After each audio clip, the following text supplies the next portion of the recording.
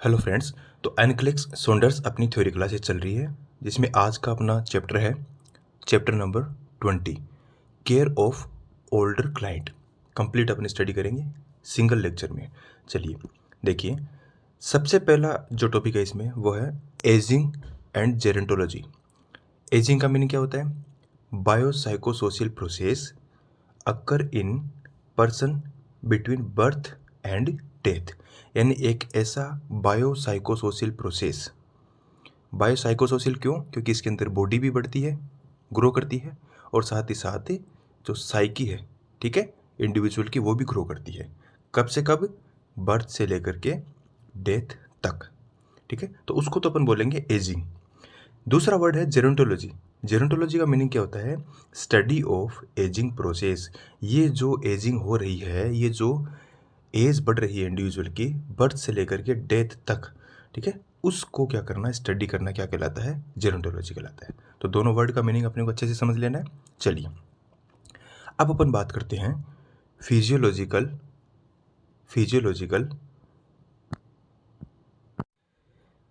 Changes and nursing consideration. यानी कि जैसे जैसे इंडिविजुअल का एज बढ़ता है, उसके अकॉर्डिंग क्या क्या फिजियोलॉजिकल चेंजेस जो है वो बॉडी में अपीयर होते हैं, और उस दौरान अपनी को क्या क्या नर्सिंग कंसिडरेशन ध्यान में रखना होता है। तो first of all, system wise प्रत्येक बॉडी के सिस्टम में परिवर्तन होगा जैसे जैसे इंडिविजुअल का एज बढ़ेगा, ठीक है। ओल्ड एज की बात हो रही है। अब ओल्ड एज में क्या क्या परिवर्तन होंगे? तो सबसे पहला अपना सिस्टम है इंटेगोमेट्री सिस्टम, ठीक है। क्या क्या परिवर्तन होंगे ओल्ड एज में? तो देखिए, loss of pigment in hair and skin. यानी सबसे पहली बात तो क्या होगा कि जो बॉडी का पिगमेंटेशन है वो क्या होगा? लॉस होगा। तो इस वजह से जो हेयर है वो ब्लैक की बजाय वाइट होने लगती है, स्किन का पिगमेंटेशन हटने लगता है, रिंकल्स आने लगते हैं, थिनिंग ऑफ स्किन, स्किन पतली होने लगती है। क्यों? क्योंकि उसमें कोलेजन फाइबर्स जो है वो डिक्रीज होने लगते हैं। और ईजिली ब्रूजिंग, ईजिली यदि कोई स्क्रैच हो तो वहाँ पे ब्लीडिंग होना स्टार्ट हो जाता है। Next, decrease skin turgor. Skin का जो इलास्टिसिटी है, टर्गर जो है, ठीक है, यानी कि पिंच करने के बाद, दबाने के बाद में गड्ढा यहाँ पे बन जाता है, उसको बोलते हैं स्किन टर्गर। वो टर्गर जो है वो डिक्रीज हो जाता है।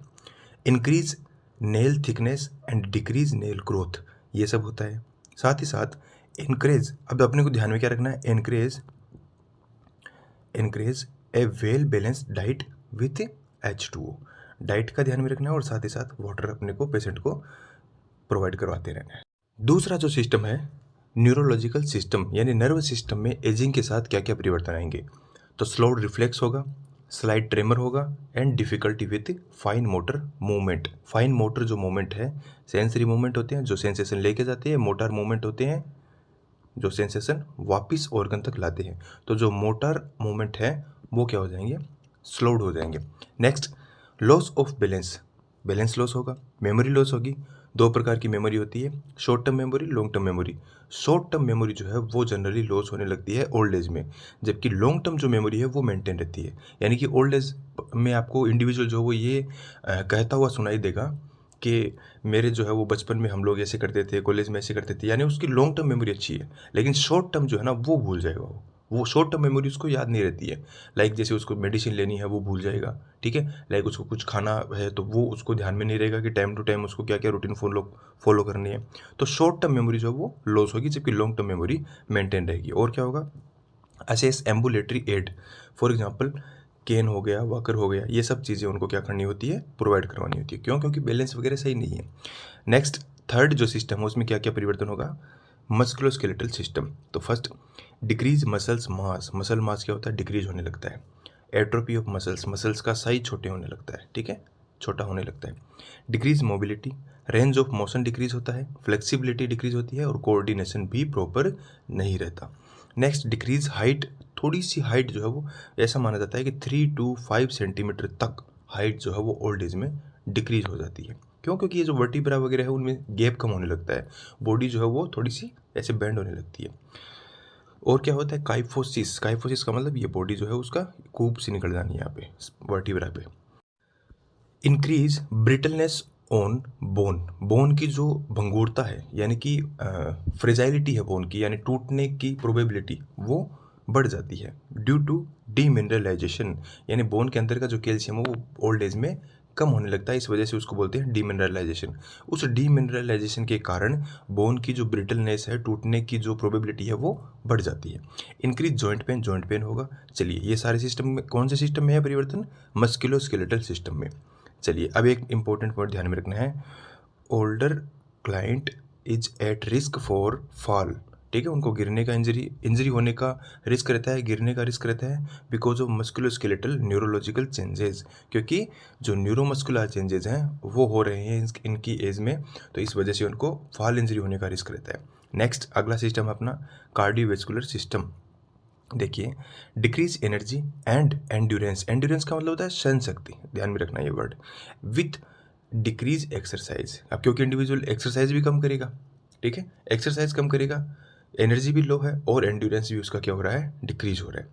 Decrease compliance of heart muscles. Heart का जो मसल्स है उनकी जो पावर है कॉन्ट्रेक्टिलिटी की, फोर्स ऑफ कॉन्ट्रेक्शन है, वो सब क्या होगा? डिक्रीज होगा। And increase blood pressure. Blood pressure बढ़ेगा, क्यों? क्योंकि आर्टरी जो है उनमें जमाव होने लगता है फैटी सब्सटेंसेस का या लिपिड लाइक सब्सटेंसेस का, कोलेस्ट्रॉल का जमाव होने लगता है, इस वजह से प्रेशर ज़्यादा लगता है। हार्ट के द्वारा जो फ्लूइड आर्टरी के अंदर जो ब्लड फेंका जा रहा है उसका प्रेशर बढ़ जाता है, ठीक है, इसलिए हाइपरटेंशन हुआ और साथ ही साथ डिक्रीज कार्डियक आउटपुट होगा। तो ये परिवर्तन हुए कार्डियोवैस्कुलर सिस्टम में। नेक्स्ट रेस्पिरेटरी सिस्टम, ठीक है, क्या क्या परिवर्तन होते हैं? Decrease number of alveoli. जो एल्वियोलाई की संख्या है वो कम होने लगती है। डिक्रीज स्ट्रेच, ठीक है, एंड कॉम्प्लेंस। किसकी बात हो रही है? एल्वियोलाई की ही बात हो रही है। एल्वियोलाई जो है वो सरफेस होती है जहाँ से ऑक्सीजन और CO2 कार्बन डाइऑक्साइड का आदान प्रदान होता है, तो ये स्ट्रेस नहीं कर पाते एल्वियोलाई, क्योंकि नंबर ऑफ एल्वियोलाई कम हो गए हैं और साथ ही साथ इनकी कॉम्प्लेंस भी डिक्रीज हो गई है, यानी जितने भी एल्वियोलाई है उनका कार्य करने की जो क्षमता है, कॉम्प्लेंस जो है, ये भी क्या हो गई? डिक्रीज हो गई है, ठीक है। ऑफ नेक्स्ट है decrease compliance of chest wall and increase production of cough. Cough का प्रोडक्शन क्या होगा? बढ़ जाएगा, ठीक है। चलिए, नेक्स्ट हेमाटोलॉजिकल सिस्टम में क्या क्या परिवर्तन होंगे? तो prone to increase blood clotting. Old age में ब्लड क्लोटिंग जो है उसकी प्रोबेबिलिटी बढ़ जाती है, ठीक है। Next HB and HCT, haemoglobin और हीमेटोक्रिट जो है ये नॉर्मल रहता है लेकिन, ठीक है। चलिए, नेक्स्ट अपन बात करते हैं इम्यून सिस्टम में क्या क्या परिवर्तन होते हैं। लिम्फोसाइट नंबर डिक्रीज होती है। लिम्फोसाइट जो है, इम्यून सेल्स जो है, इनकी संख्याएं कम होने लगती है। More prone to get easily infected because of poor immunity, क्योंकि इंडिविजुअल की देखिए लिम्फोसाइट जो है ये सेल्स इम्यूनिटी की कम हो रही है, तो इस वजह से जो डिफेंस की सेल है वो ही कम हो रही है, तो उस कंडीशन में इम्यूनिटी डिक्रीज होगी, और इम्यूनिटी यदि इंडिविजुअल की डिक्रीज होगी तो more prone to get infected easily. Next GIT gastro intestinal system में क्या क्या परिवर्तन आएंगे? Decrease BMR, basal metabolic rate जो है वो डिक्रीज होने लगती है। So decrease calorie need, so इसलिए कैलोरी की जो नीड है वो भी क्या हो जाएगी? कम हो जाएगी, क्योंकि BMR यदि बेसल मेटाबॉलिक रेट इंक्रीज होगी, यदि मेटाबॉलिज्म फास्ट होगा तो कैलोरी भी ज़्यादा चाहिए होगी, ऊर्जा ज़्यादा चाहिए होगी। अब मेटाबॉलिज्म ही स्लो है तो ऊर्जा भी क्या चाहिए होगी? कम चाहिए होगी, क्योंकि ऊर्जा का खपत ही नहीं हो रहा है। नेक्स्ट डिक्रीज एपेटाइट, भूख कम लगती है। डिक्रीज पेरिस्टालिसिस, पेरिस्टालिसिस जो GIT मूवमेंट है वो डिक्रीज होने लगते हैं। और decrease body weight, body weight कम क्यों होगा? क्योंकि बॉडी में एनर्जी ही नहीं है, इंडिविजुअल को खाने की आवश्यकता कम होती है, खाता ही कम है, तो इस वजह से बॉडी वेट भी क्या होगा? डिक्रीज होगा। लेकिन इंक्रीज कॉन्स्टिपेशन, कॉन्स्टिपेशन जो है, क्यों? क्योंकि देखिए पेरिस्टालिसिस डिक्रीज हो गई, तो पेरिस्टालिसिस मोमेंट डिक्रीज होगी तो कॉन्स्टिपेशन तो बढ़ेगा ही, ठीक है। यदि पेरिस्टालिसिस मोमेंट इंक्रीज होती तो डायरिया होता, और क्या होगा? टूथ लॉस होगा। चलिए, नेक्स्ट ये परिवर्तन किस में पड़े अपन ने? GIT सिस्टम में। चलिए, नेक्स्ट वन एंडोक्राइन सिस्टम में क्या क्या परिवर्तन होंगे? तो decrease secretion of hormones, decrease BMR, basal metabolic rate कम हो रही है, हॉर्मोन्स का सिक्रेशन कम होता है, क्योंकि प्रत्येक जो ग्लैंड है उनकी धीरे धीरे एट्रोफी स्टार्ट हो जाती है, और उनका जो अमाउंट ऑफ हार्मोन सिक्रेशन है वो भी क्या होने लगता है? स्लो होने लगता है, डिक्रीज होने लगता है, डिमिनिश होने लगता है। Then next decrease glucose tolerance, ठीक है, ग्लूकोज को टॉलरेंस करने की कैपेसिटी बॉडी की डिक्रीज होती है, क्यों? क्योंकि because of decrease secretion of insulin hormone, that is why decrease glucose tolerance occur, ठीक है। इसी वजह से डायबिटीज़ मेलाइटस जो है वो होने की प्रोबेबिलिटी भी इंडिविजुअल में इंक्रीज होती है। नेक्स्ट अगला जो सिस्टम है दैट इज रेनल या यूरिनरी सिस्टम में what are the changes occur in renal and urinary system. Next decrease size, किसका साइज, किडनी का साइज, ठीक है। Function, decrease GFR, glomerulation filtration rate and bladder capacity, ये सब क्या हो जाती है, डिक्रीज होने लगती है। इंक्रीज यूरिनरी इनकॉन्टिनेंस, यानी कि ड्रिबलिंग ऑफ यूरिन जो है ये बढ़ जाता है, कंट्रोल नहीं रहता यूरेथ्रा पर, ठीक है। चलिए नेक्स्ट, रिप्रोडक्टिव सिस्टम में क्या क्या परिवर्तन होंगे, decrease testis size, decrease testosterone hormone, ठीक है। प्रोस्टेट एनलार्जमेंट होने लगता है। उधर अपन बात करें मेल के अंदर, ठीक है, ये तो बात हो गई मेल की। आगे चलते हैं अपन फीमेल में, तो decrease vaginal elasticity and lubrication, ये सब डिक्रीज होने लगता है। तो इसलिए एक एक्सरसाइज बताई जाती है, Kegel exercise, to strong the pelvic muscles, female को, ठीक है। ये एग्जाम में क्वेश्चन आएगा, ध्यान रखना। नेक्स्ट, इंक्रीज इम्पोर्टेंसी, ठीक है, चाहे मेल हो चाहे फीमेल हो, इनमें इम्पोर्टेंसी यानी बांझपन, प्रजनन करने की क्षमता नहीं होना, उसको बोलते हैं इम्पोर्टेंसी, ठीक है, ये बढ़ जाता है। नेक्स्ट, अगर फीमेल में देखें तो एक चीज़ और ध्यान में रखना है कि एनओव्यूलेशन भी ओल्ड एज में होता है। एनओव्यूलेशन मतलब ओवा जो है उसका फॉर्मेशन नहीं होता, ठीक है। चलिए, इसलिए मेंस्ट्रुएशन भी नहीं आता और इस वजह से जो बर्थ प्रोसेस है वो नहीं हो पाता। नेक्स्ट वन, स्पेशल सेंसेस, क्या क्या परिवर्तन होंगे स्पेशल सेंसेस में, तो देखिए, decrease visual acuity, visual acuity decrease होगी। अल्टर्ड विजन, विजन अल्टर्ड होगा। कैटरेक्ट फॉर्म होगा, मतलब लेंस पर ओपेसिफिकेशन यानी प्रोटीन लाइक सब्सटेंसेस जमाव होने लगता है, इस वजह से उस इंडिविजुअल को कैटरेक्ट ओल्ड एज में होता ही होता है। नेक्स्ट, हियरिंग इम्पेयरमेंट होता है। Decrease sense of taste, smell and touch, हर प्रकार के जो स्पेशल सेंस हैं उनमें परिवर्तन आने लग जाएगा, ठीक है। तो ये सारी चीज़ें होगी किसमें, सिस्टम वाइज चेंजेस देख लिए अपन ने। अब अपन बात करते हैं साइकोसोशियल कंसर्न। साइकोसोशियल कंसर्न में एडजस्टमेंट, ओल्ड एज की बात हो रही है, क्या क्या परिवर्तन होते हैं, तो देखिए, adjustment to deterioration, adjustment to deterioration in physical and mental health.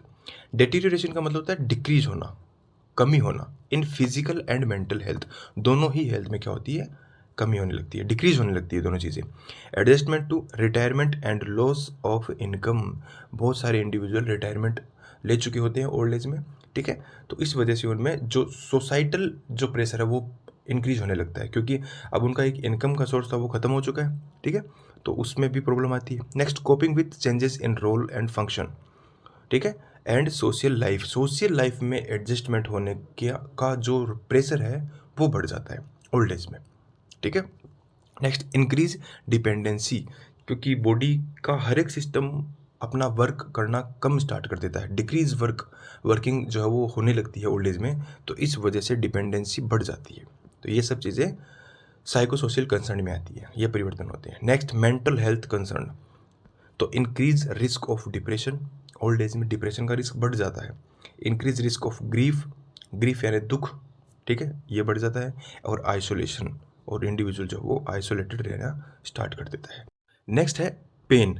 देखिए, पेन जो है वो एक मेजर फिनोमिना है ओल्ड एज में। हर एक ओल्ड क्लाइंट में पेन आपको मिलता ही मिलता है, किसी भी प्रकार का पेन हो सकता है।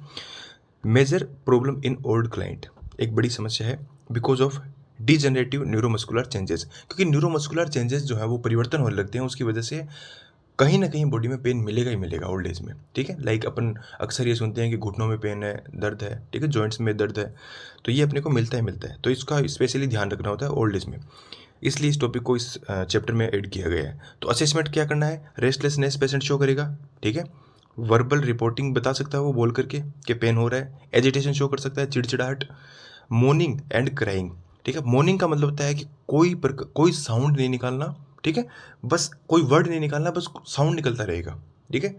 जैसे जनरली पेशेंट बोलते रहते हैं, बस बस साउंड प्रोड्यूस करते रहते हैं, उसमें कोई वर्ड नहीं निकालते, वो दर्द भरा जो साउंड है वो ही प्रोड्यूस करते रहते हैं, ठीक है, उसको बोलते हैं मोर्निंग। तो इंटरवेंशन होगा, इंटरवेंशन क्या करेंगे अपन, मॉनिटर द साइन सिम्टम, सबसे पहले तो पेन के साइन सिम्टम असेस करो, और क्या करो, आइडेंटिफाई द टाइप, किस प्रकार का पेन है, एंड इंटेंसिटी, कितना उसका तीव्रता है, कम पेन है या ज़्यादा पेन है, सहन करने लायक है या नहीं है, ये अपने को आइडेंटिफाई करना है। And provide the pain relief technique through traction, अपना अप्लाई कर सकते हैं। ट्रैक्शन का मतलब है किसी इंडिविजुअल का पर्टिकुलर जो पार्ट है वो उसमें यदि पेन हो तो उसको खींच करके, उसको रिलैक्स करके, उस मसल्स को थोड़ा उसको स्ट्रेचिंग करके अपन क्या कर सकते हैं, उसको रिलैक्स प्रोवाइड करवा सकते हैं। रिलैक्सेशन टेक्निक है, मसाज कर सकते हैं, बायो फीडबैक के द्वारा हीटिंग जो पैड है वो अप्लाई कर सकते हैं, आइस अप्लाई कर सकते हैं, या स्ट्रेचिंग जो है, इन सब के द्वारा अपन क्या कर सकते हैं, रिलीफ प्रोवाइड करवा सकते हैं। और साथ ही जो पेन किलर है वो अपन प्रोवाइड करवा सकते हैं अकॉर्डिंग टू प्रिस्क्रिप्शन। तो ये था अपना कंप्लीट चैप्टर, जिसमें अपन ने ओल्ड एज जो है उसके बारे में अपन ने सारी चीज़ें डिस्कस की। ये चैप्टर यहीं पे ख़त्म होता है। नेक्स्ट अपन अगला नया चैप्टर स्टार्ट करेंगे। धन्यवाद।